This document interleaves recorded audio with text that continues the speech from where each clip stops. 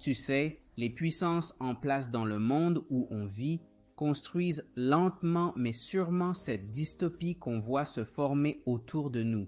Quand tu commences à le reconnaître, Apocalypse 13, quand il parle de la marque de la bête, tu vois?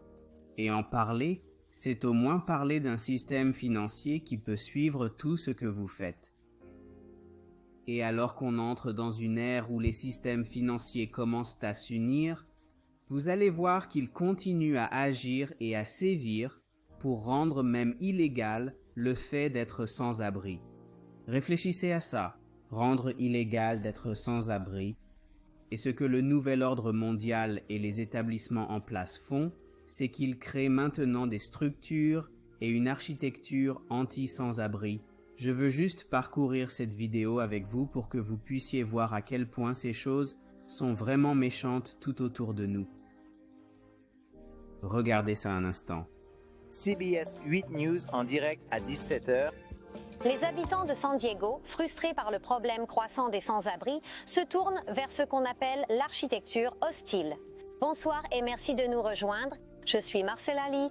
Cette architecture prend différentes formes, mais elle est conçue pour éloigner les personnes sans abri. Est-ce une solution acceptable? Heather Hope de CBS 8 a passé la journée à chercher des exemples et à écouter les avis des deux côtés. Heather?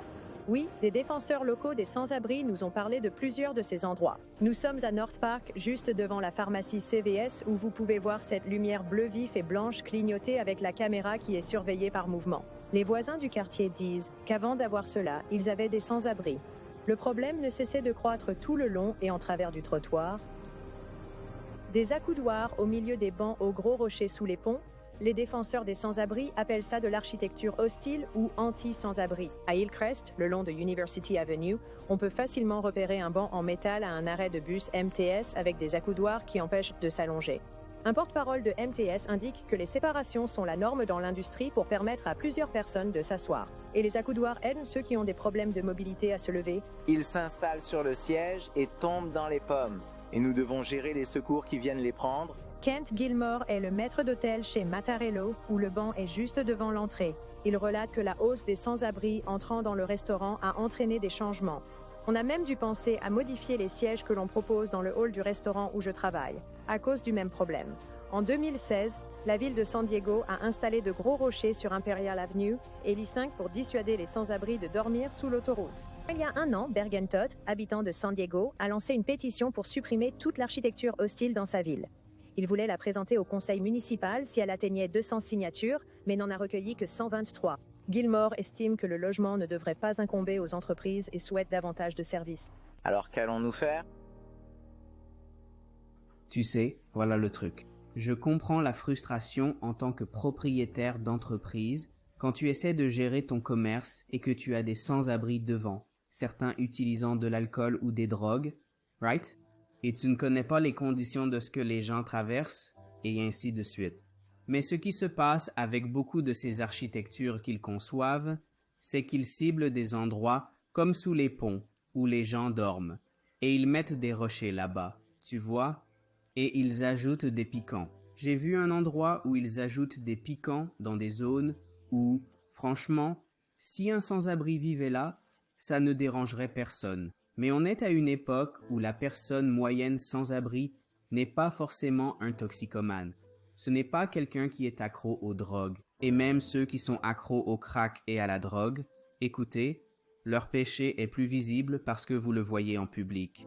Mais il y a beaucoup de gens qui sont accros à plein de choses, que ce soit la pornographie, les drogues, l'alcool, et qui peuvent quand même fonctionner. Ce que j'essaie de dire, c'est que pour une raison quelconque, nous vivons à une époque et dans un monde où l'amour devient extrêmement froid. Tu sais, Éphésiens 4:2 nous dit, avec toute humilité et douceur, avec patience, nous supportons les uns les autres dans l'amour. Et je ne dis pas que tu vas ouvrir ta porte à chaque sans-abri. Ce n'est pas ce que je dis non plus. Mais il faut comprendre l'agenda qui existe. Il y a des endroits aux États-Unis où avoir un puits chez soi pourrait être illégal. Dormir dans ton propre lit de camping-car dans certains endroits pourrait même être illégal. Il faut aussi comprendre que beaucoup de gens aux États-Unis, avec l'inflation et les problèmes actuels, la personne moyenne sans abri n'est plus un toxicomane. Ce sont potentiellement des familles, mais dans certains endroits, ils rendent même illégal de dormir dans sa voiture, peu importe si vous voyez ce qui se passe. Ça va bien au-delà de simplement cibler les sans-abri. À mon avis personnel, c'est préparer le monde à quelque chose de vraiment gros.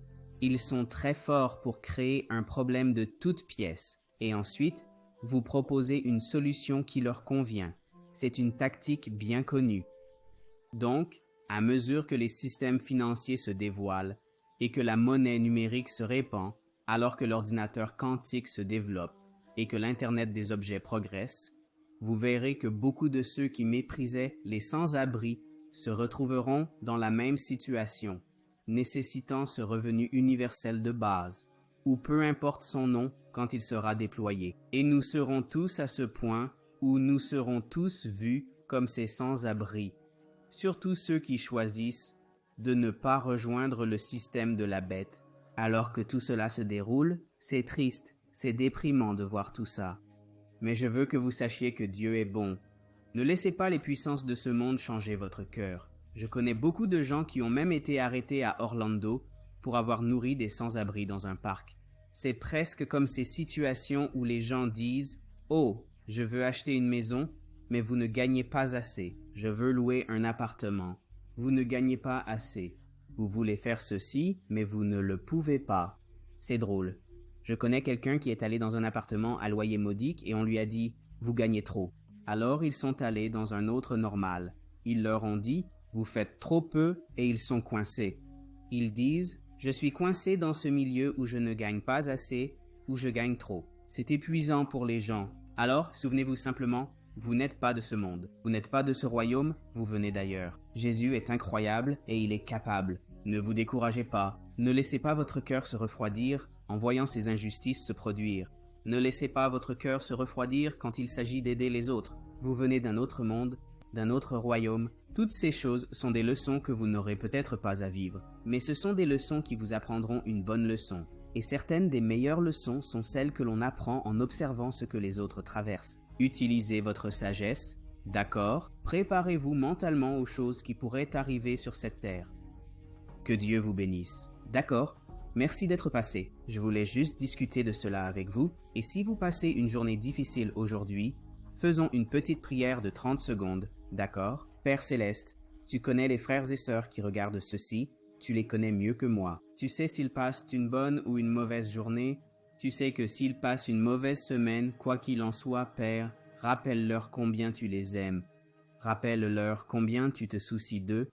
Au nom de Jésus-Christ, Amen. Merci de vous être branchés. Que Dieu vous bénisse. Je voulais juste partager certaines des choses que je vois se passer. Ça devient intense là-bas, les amis. Ok? Et ce sont les petits signes subtils que les gens ne voient pas. Mais je vous le dis, quand vous ratez ces signes, c'est là qu'ils s'en tirent avec beaucoup de choses folles. Que Dieu vous bénisse, vous et votre famille.